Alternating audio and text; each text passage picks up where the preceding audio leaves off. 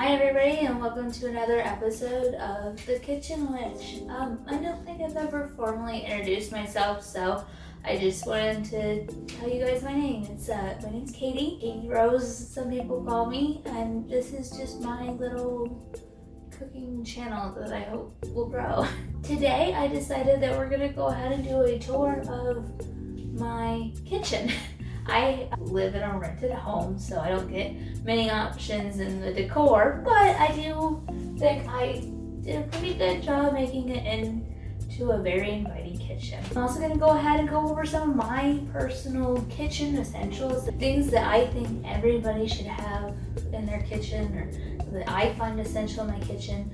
Not that I'm saying you should absolutely go out and buy it. You can watch hundreds of videos from different chefs that will tell you this is their essential item, and it's probably something you've never seen or heard of. But this is just my, recommendation list. First that we should start off with, of course, is a knife. I've talked about my knife in a previous video. This is a Japanese style chef's knife that I use. I really like this knife because of the fact that it's got this nice edge here. You won't find that a lot in Western style knives. The handle as well is very lightweight and movable. And this is just a nice stainless steel. It's a very strong knife and I keep it very sharp. It's my little pride and joy of my kitchen. I actually have my two previous chef's knives because I have this horrible habit of not getting rid of things in my kitchen. This is the most recent one for sure. It's just this little tiny green knife. It doesn't really have that little divot here, so it was hard to hold. It's also very small, but it was a really nice knife to have. It was good for what I needed it for.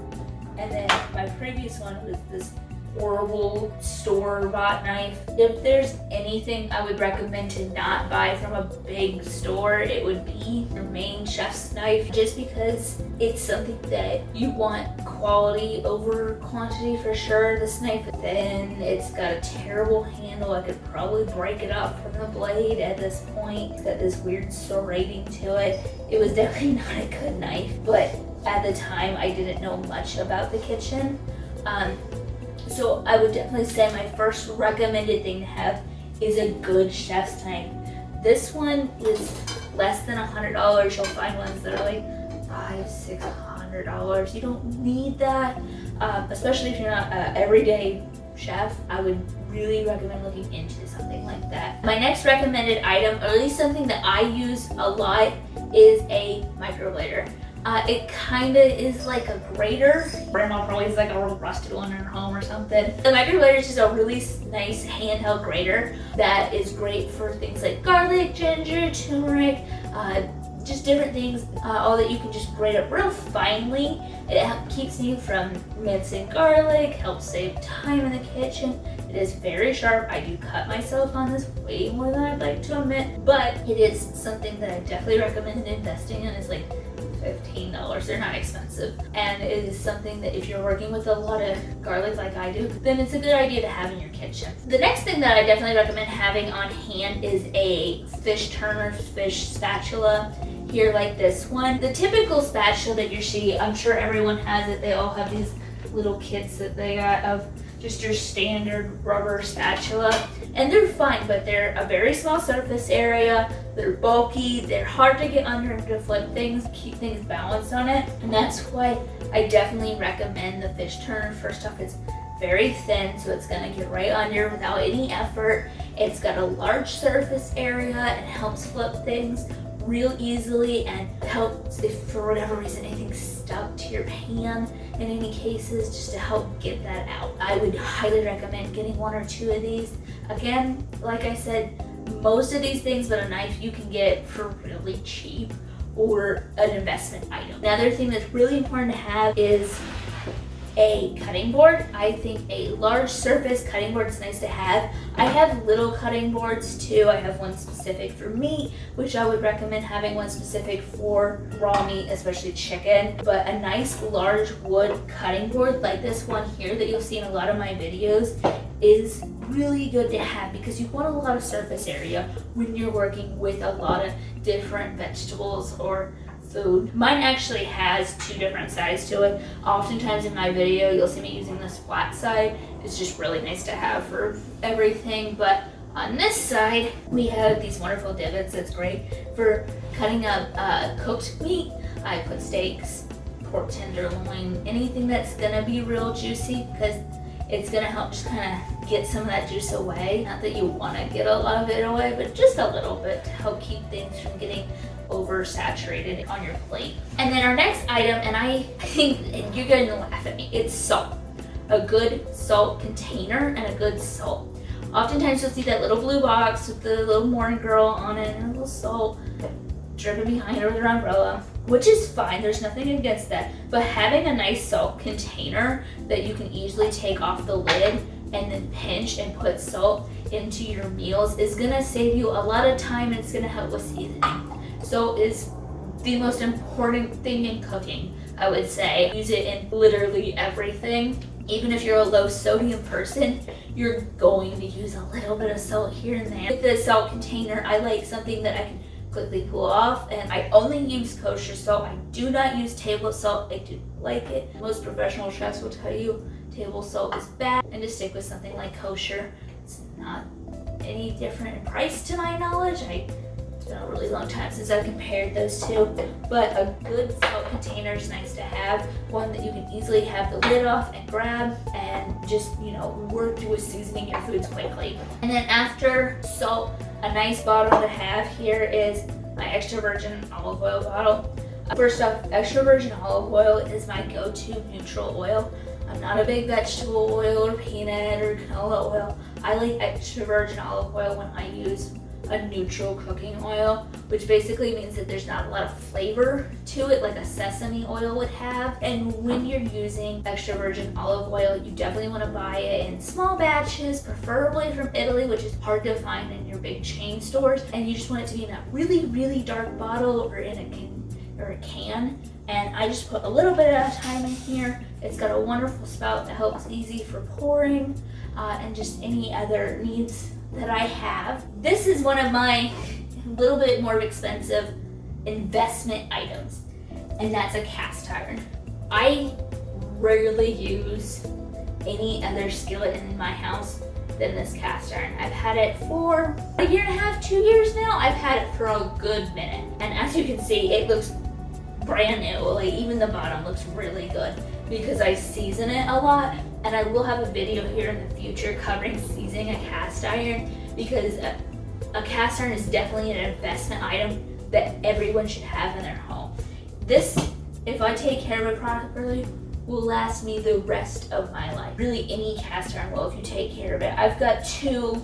Look at this little one for eggs right now, and then this one, I want to get a bigger one as well. A cast iron is great for cooking because it holds in heat and it keeps it even. I have a stove that gets hot spots on its burners, and this helps compromise for that, and really just anything can cook well in it. Again, I do have this little nice silicone handle because this does get very hot and it is heavy, so the only times I really ever have problems with it is if I want to remove something from the pan and I can't just pull out with tongs or spatula, and I do have to hold it. With a little bit of effort and some arm power here, you can work around that. Moving on to essential items any person should have in their house.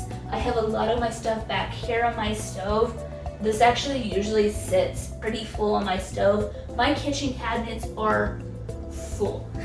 They are full to the brim. I've got spices, pots, pans, Tupperware, plates. Every few decades, a bunch of appliances will come out. Right now, the big ones, of course, are an air fryer, an Instapot, things along that nature. I don't have those yet, but I've somehow collected every other appliance known to man.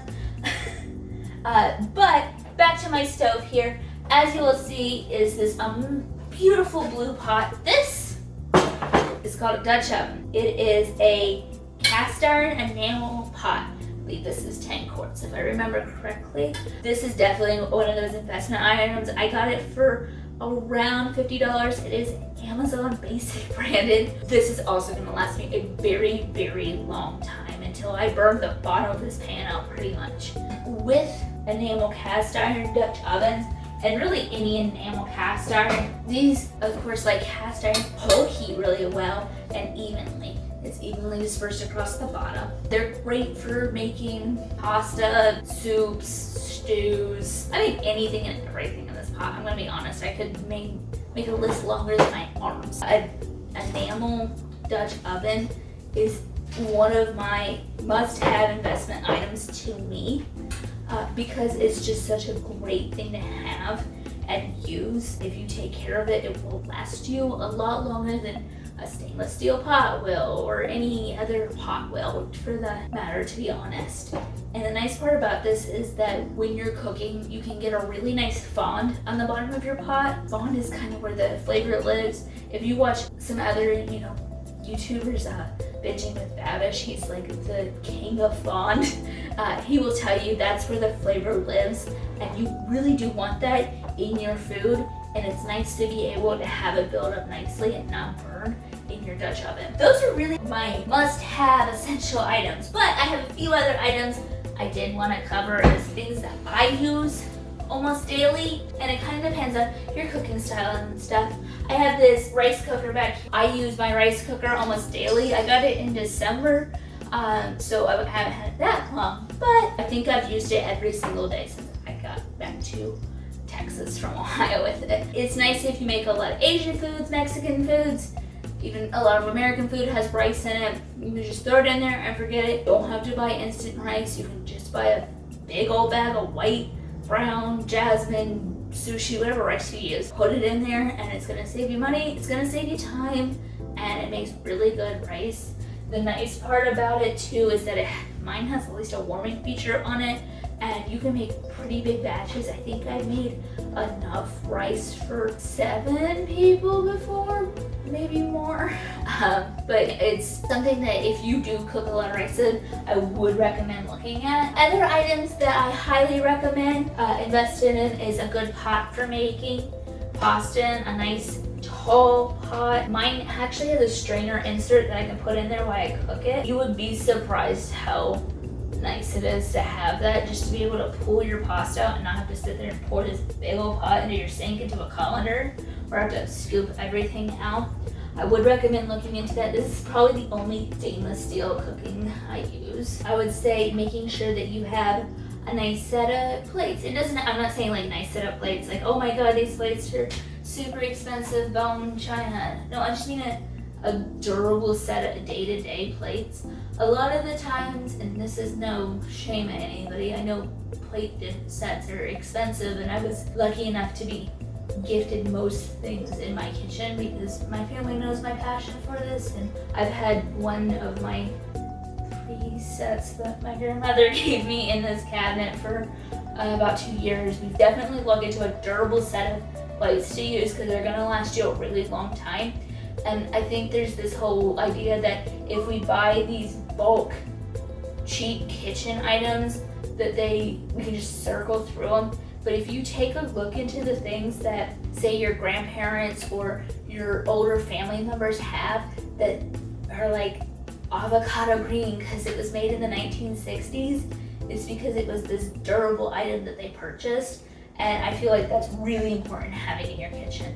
Is if you have a few really good items that might have cost you a little bit more here and there, you're going to use them every single day, especially once you become, more of a home chef if you're not already.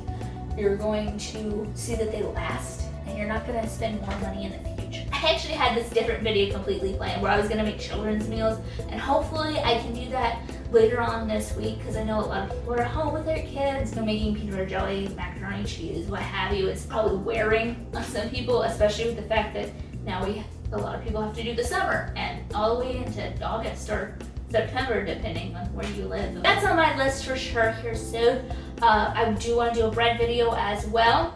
I highly recommend checking out my Facebook and Instagram. They'll be linked below. I do almost daily recipes of just things that I make for me and my husband. And if you see anything on those pages, you can always comment below and let me know that you want me to do a video on it, any ideas that you have. And if you want to go ahead and like and subscribe and comment what you think is your most used item in your kitchen. I'll leave a link to Feeding America. It's a charity that helps feed children.